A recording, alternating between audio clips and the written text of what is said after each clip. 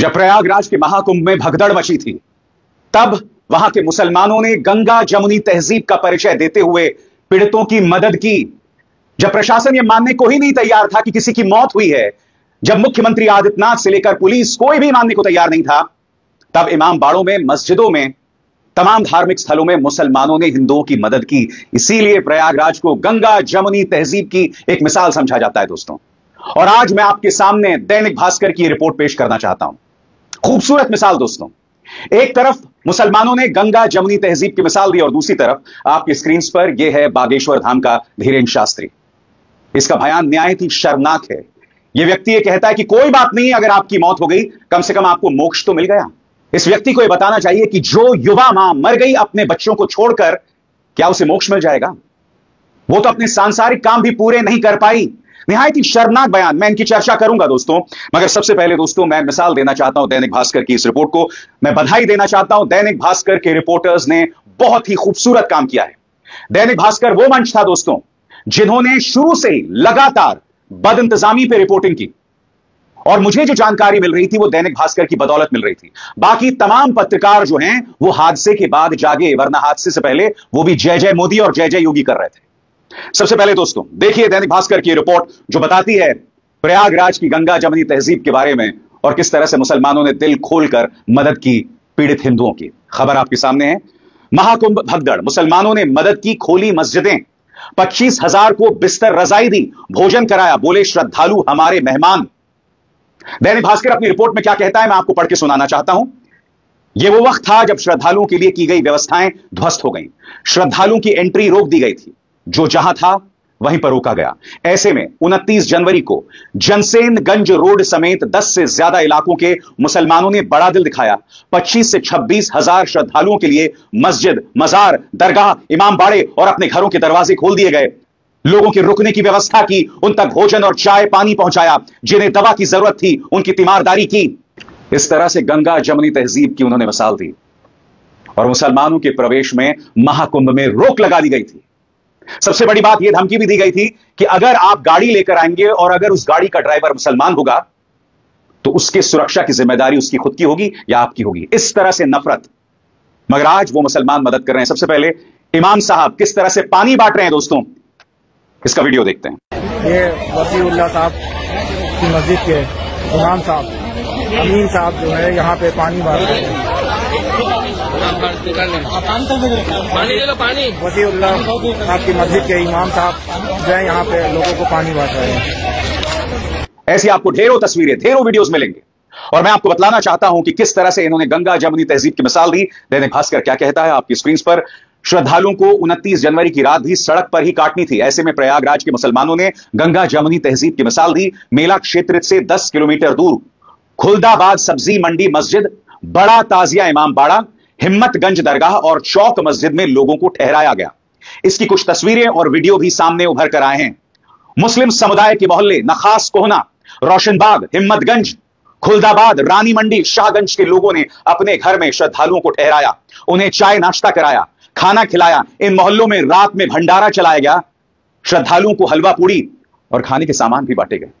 यह खबर पढ़ते पढ़ते मेरी आंखों में आंसू हैं दोस्तों, क्योंकि ये लोग कितनी कोशिश कर रहे हैं हम सबको बांटने की, मगर बार बार इस तरह की मिसाल सामने उभर कर आती है जब यह देश इस बात का परिचय देता है कि बांटने वाले जितना बांटें, चाहे तुम जितना चिल्लाओ, बटेंगे तो कटेंगे, मगर इस तरह की मिसाल सामने उभर कर आती रहेगी। एक बार फिर दैनिक भास्कर को बधाई और मैं चाहूंगा आप इस रिपोर्ट को देखिए दोस्तों। देखिए किस तरह से प्रयागराज के मुसलमानों ने हमारे हिंदुओं के लिए किस तरह से उनकी मदद की। देखिए महाकुंभ में मची भगदड़, संगम क्षेत्र में हर तरफ बिखरा सामान, पुलिस और रेस्क्यू टीमें घायलों को अस्पताल पहुंचाने में जुट गई। ये वो वक्त था जब प्रयागराज में श्रद्धालुओं के लिए की गई व्यवस्थाएं ध्वस्त हो गई। ऐसे समय में राम की मदद को रहीम सामने आए।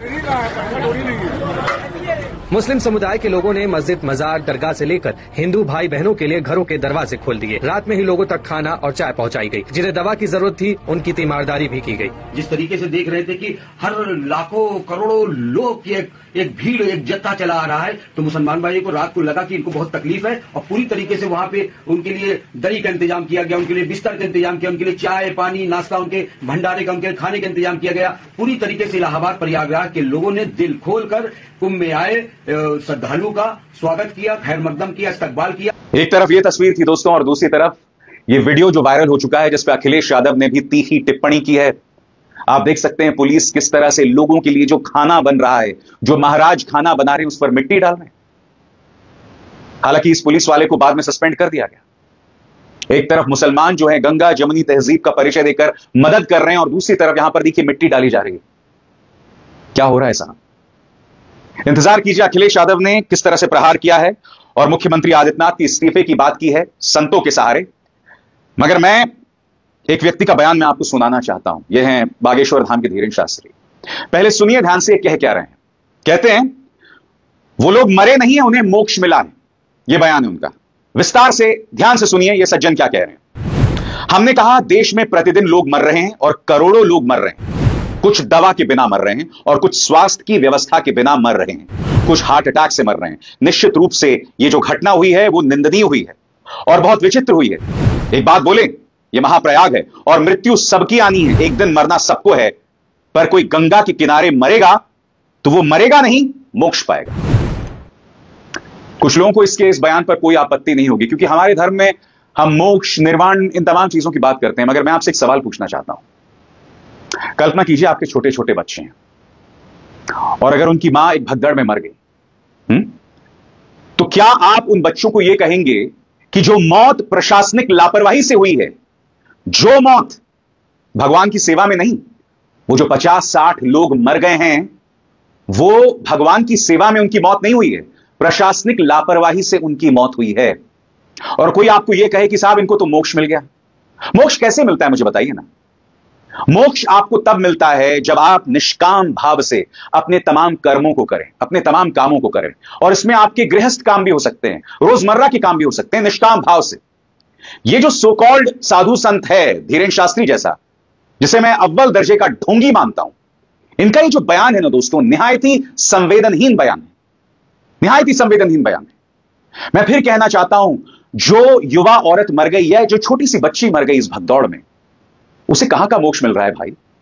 ये लोग सब अपनी अधूरी मनोकामनाएं के साथ जो है मर गए, और वो भी प्रशासनिक लापरवाही की वजह से। यानी कि प्रशासन के नाम पे ये लोग शहीद हो गए। इन्हें कहां से मोक्ष मिलने वाला है? क्या धीरेन्द्र शास्त्री इन सवालों का जवाब देंगे? इतना वाहियात बयान। इससे पहले इस व्यक्ति ने यह भी कहा था कि जो लोग कुंभ नहीं आएंगे, महाकुंभ नहीं आएंगे, वो देशद्रोही कहलाएंगे। अरे हमारे सैनिक सियाचिन बॉर्डर पर हैं, ठिठुरती ठंड में उन्हें देश की रक्षा करनी है, वो लोग नहीं आ पा रहे हैं, तो क्या वो भी देशद्रोही हैं? यानी कुछ भी वाहियात, कुछ भी अनर्गल, कुछ भी अंड बंड संड बोलते रहो। गजब का आदमी है यार। बहरहाल दोस्तों, अखिलेश यादव ने कहा है कि स्वामी अविमुक्तेश्वरानंद जो हैं, वो मुख्यमंत्री आदित्यनाथ की इस्तीफे की मांग कर चुके हैं। उन्होंने संसद के अंदर मुख्यमंत्री आदित्यनाथ पर करारा प्रहार किया है। सुनिए क्या कह रहे हैं अखिलेश। सरकार अपनी नाकामी छिपा रही है, और सबसे बड़ी बात है जो अभी भी लोग फंसे हैं सड़कों पर, उनका इंतजाम करें, डीजल पेट्रोल का इंतजाम करें, उन्हें सुरक्षित पहुंचाने का इंतजाम करें। जब आपने प्रचार इतना किया तो इंतजाम क्या किया? अब तो साधु संत भी कहने लगे आप झूठे हैं।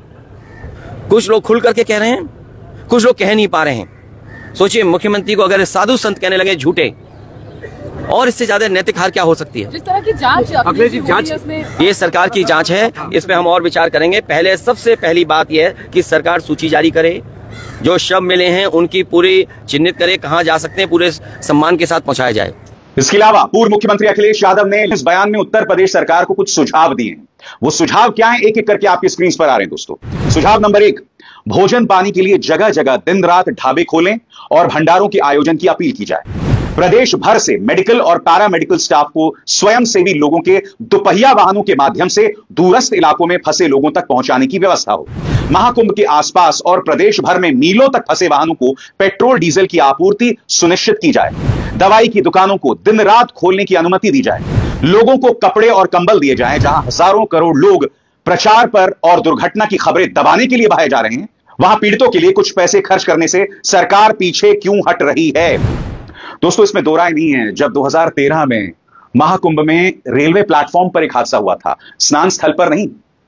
कहने को ये केंद्र सरकार की जिम्मेदारी थी, मगर मैं नहीं भूला, आप और हम, मैं बतौर पत्रकार, आप बतौर नागरिक, उस वक्त अखिलेश यादव से सवाल पूछ रहे थे। उस वक्त ये शख्स यानी आजम खान इंचार्ज मंत्री थे। कम से कम हमें यह पता था कि इंचार्ज कौन है।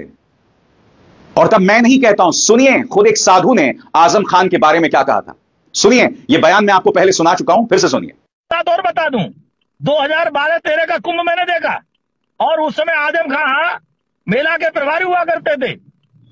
मेला में कोई गड़बड़ हो गई तो आजम खां संतों के सामने हाथ जोड़ के खड़े हो गए। वो दूसरे संप्रदाय के थे, वो सपा के थे, मुसलमान थे, लेकिन संतों के साथ उन्होंने हाथ जोड़ के माफी मांगी और उन्होंने कहा, संतों आपको कोई दिक्कत नहीं होगी, हमसे गलती हुई, हम क्षमा चाहते हैं। और आपको आश्चर्य बता दूं, आज तो पता ही नहीं लग रहा है कि मेला प्रभारी कौन है। मेला प्रभारी तो मिलता ही नहीं। यानी कि जवाबदेही थी। आज अखिलेश यादव नेता विपक्ष होते हुए भी कुछ संवेदनशील सुझाव दे रहे हैं, मगर जो मुख्यमंत्री मौत के आंकड़ों को स्वीकार करने को तैयार नहीं थे 17 घंटों तक, क्या वो इन सुझावों को मानेंगे? यह सवाल है अपने आप में दोस्तों, और इन सवालों से नहीं बचा जा सकता। 26 फरवरी तक आयोजन होगा महाकुंभ का। इस पूरे आयोजन में 40 करोड़ श्रद्धालु आएंगे, लेकिन तैयारी हमारी होगी 100 करोड़ श्रद्धालुओं की व्यवस्था की वजह से। बहरहाल जब से यह हादसा हुआ है 29 जनवरी से मेरा दिल उदास है दोस्तों, दिल बहुत उदास है। और जब मैं इस तरह की मिसालें देखता हूं ना, कि जब एक दूसरा नागरिक आपकी मदद करे, गंगा जमुनी तहजीब की ढेरों मिसालें जब सामने उभर कर आती है ना, तो हल्का सा मरहम दिल पर जरूर लगता है। यह कहने को एक छोटी सी मिसाल है, हालांकि 25,000 लोगों को मदद पहुंचाई गई है, जैसा कि दैनिक भास्कर दावा कर रहा है। मगर मैं कहता हूं दोस्तों, अगर 10-12 लोगों को भी मदद पहुंच जाए तो क्या है, दिल से दुआएं तो निकलेंगी ना ऐसे लोगों के लिए। पुण्य ही तो आप कमाओगे।